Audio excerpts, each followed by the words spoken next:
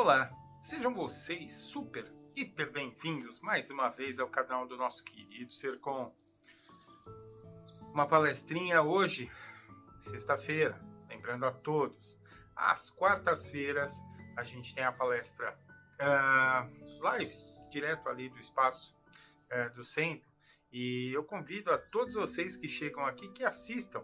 Sempre tem alguém que traz uma lição do livro Palavras de Vida Eterna, e além disso existe uma abertura, existem vibrações onde nós dedicamos muito da nossa energia para o planeta Terra, para o nosso país, pelos dirigentes, por todos aqueles que precisam, inclusive aqueles que se consideram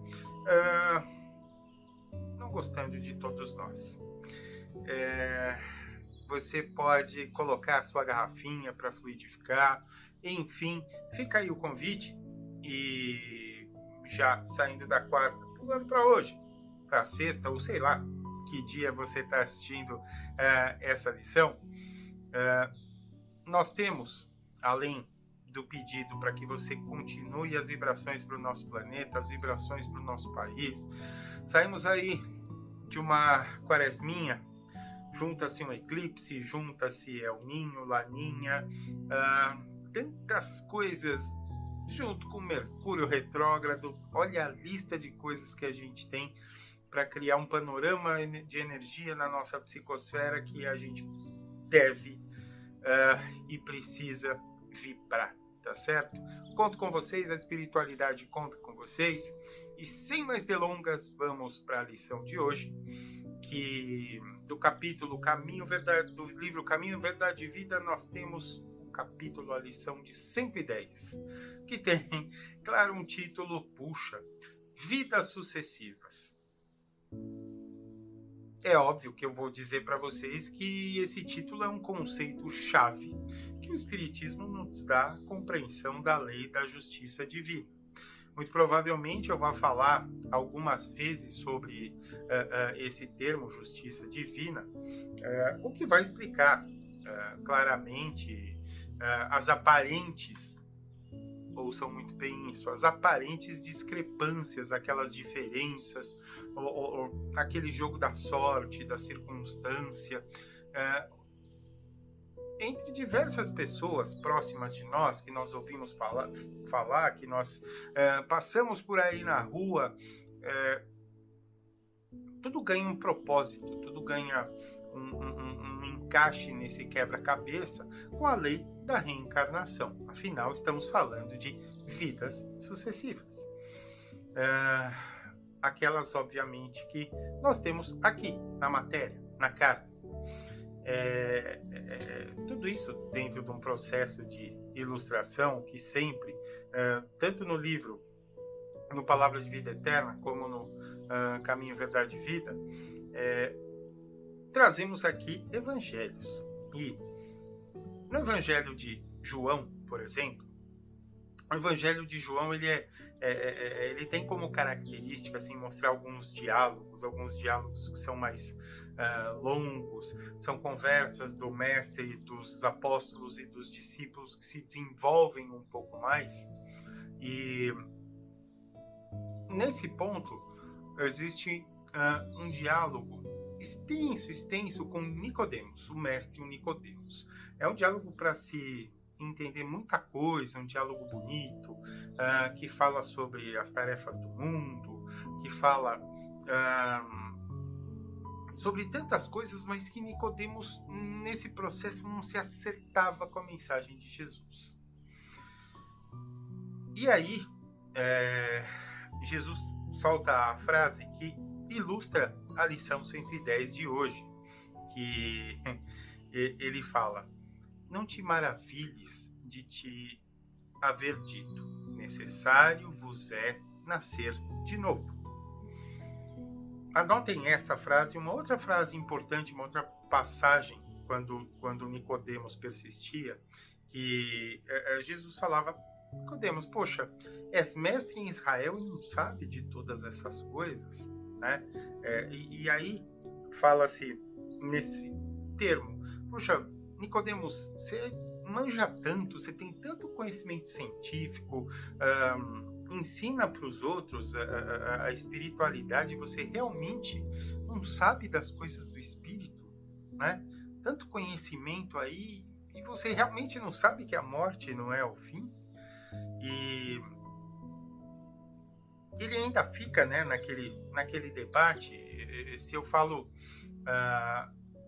das coisas terrenas e você realmente não me acredita, imagine então se eu falar das coisas celestiais, né?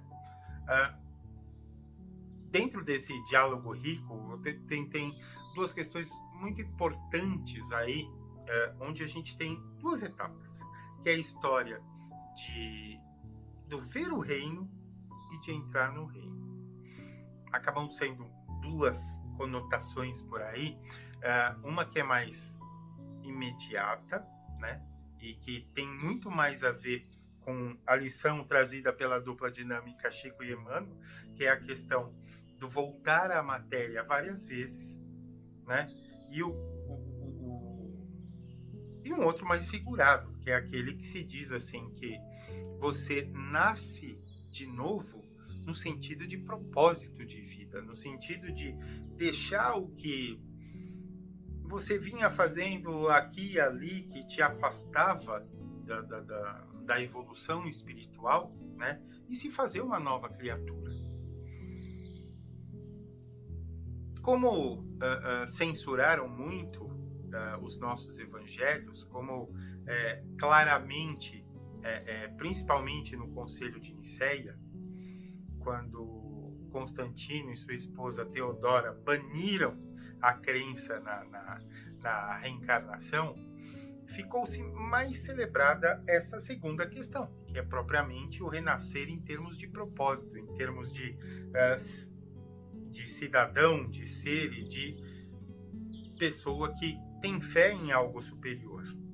Mas, independente das pessoas acreditarem, mesmo que isso esteja claríssimo nas escrituras, mesmo com declaração do próprio mestre, falando, por exemplo, sobre João Batista, que era Elias, o profeta que tinha voltado, sobre, por exemplo, Jesus ser colocado de canto, assim, em pressão, e ser questionado pelos guardas ali do Império se ele era o Elias que tinha voltado.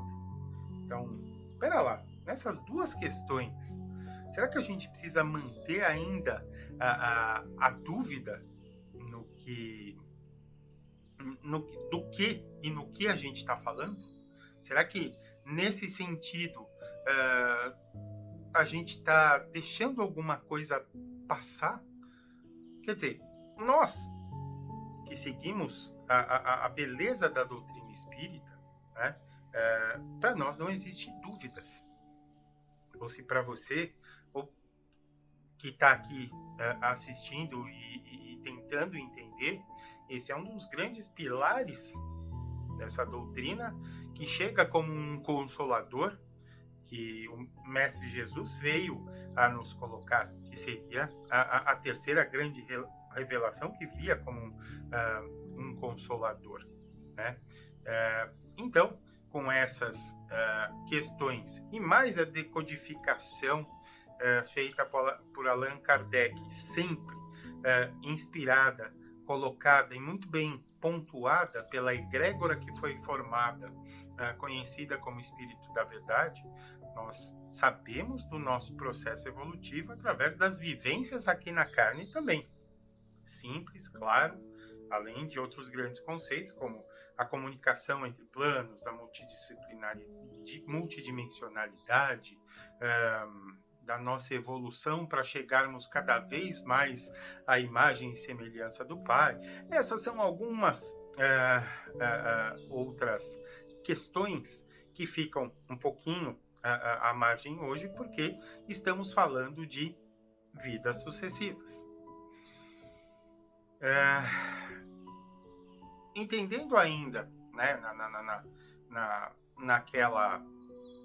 naquele trecho onde se tecia todo esse pano de fundo com Nicodemos, era de se esperar que, né, quem estava envolvido à época, né, que cada um escolhesse a sua interpretação que mais interessava, que mais valia, e acabaram negando a existência de todas essas evidências que hoje, por exemplo, a própria ciência tem estudado. Se vocês acompanharem, inclusive nos Discovery Channels da vida, nos History Channels da vida, a própria ciência tem, inclusive, feito documentários com crianças que conseguem descrever perfeita e completamente situações, vivências, histórias com nomes de pessoas, de cidades, de vilarejos, seus companheiros de batalhas, de guerra, o nome dos seus pais, nomes de parentes, de irmãos, locais onde esconderam certas coisas X, onde lá na frente netos, bisnetos foram no local e encontraram exatamente essas coisas. E a própria ciência vem estudando e vem mostrando a possibilidade de realmente isso existir, né? E nós, ou aqueles que analisam pelo ponto de vista até racional, porque a doutrina tem o seu ponto racional de colocar, visto que, em certo momento, a própria egrégora dizia para nós exatamente isso.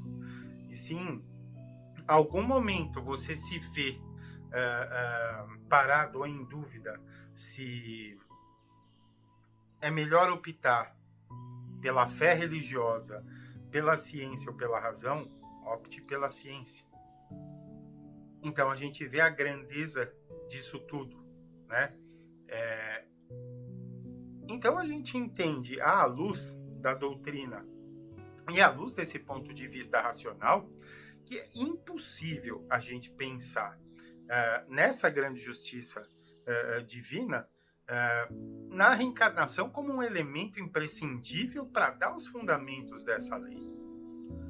Sem ela, o mundo provavelmente seria aquela torre de Babel, aquela bagunça, aquele nonsense, porque a gente não conseguiria compreender privações, limitações, diferenças culturais, sociais, privilégios,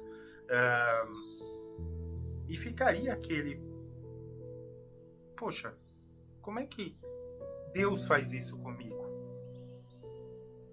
Ou então, como entender que aquela célebre frase, Deus é bom o tempo todo?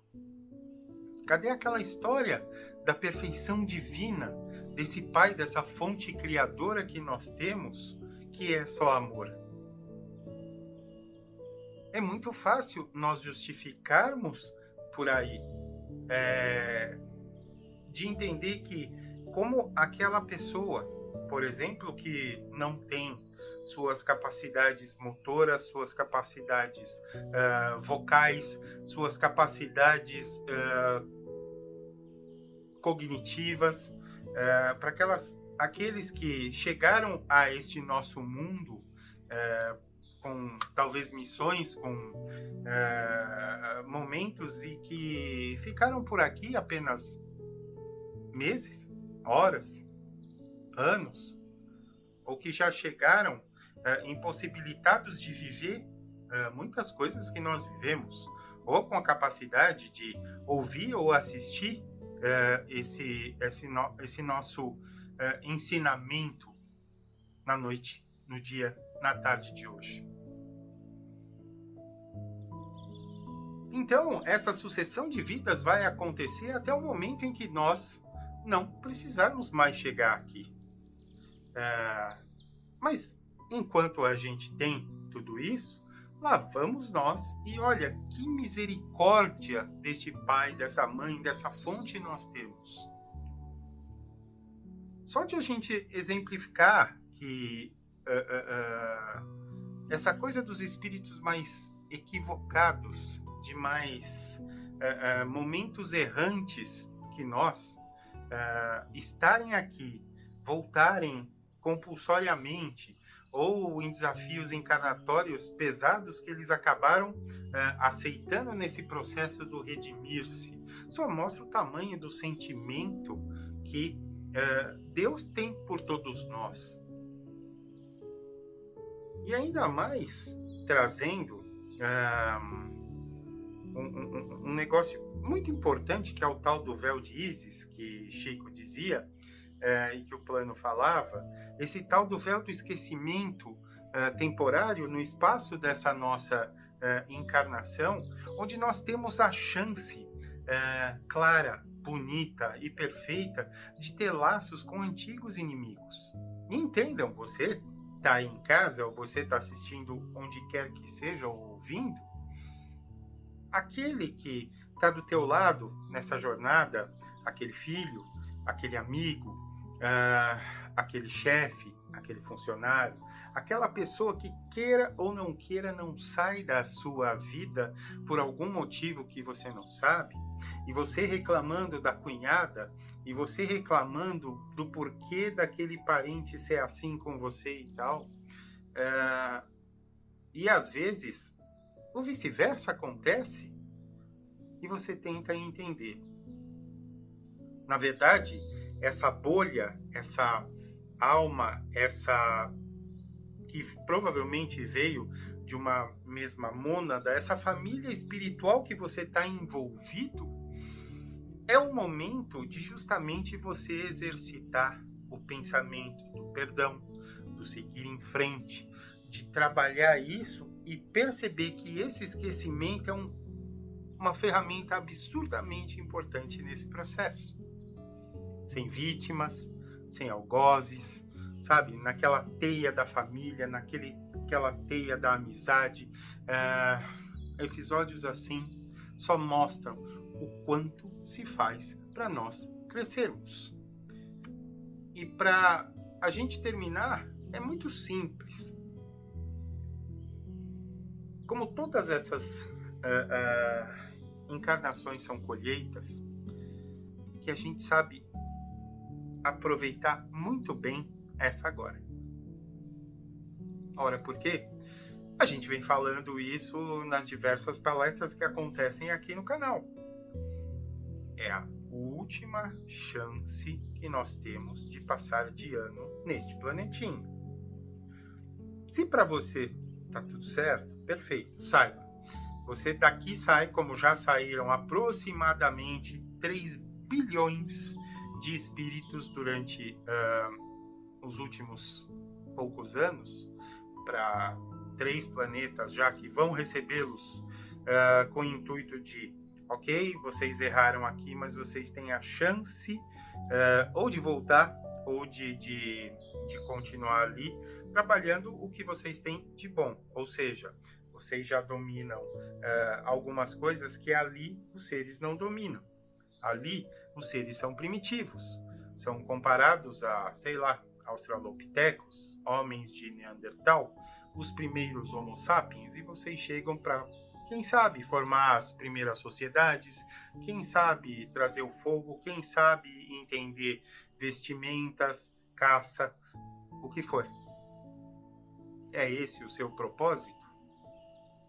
Eu diria que o meu não é. O meu é passar de ano, que seja raspando, tomara eu, mas continuar aqui e tentar usufruir de um planeta Terra já em processo de regeneração. Ainda provas, mas não mais expiação.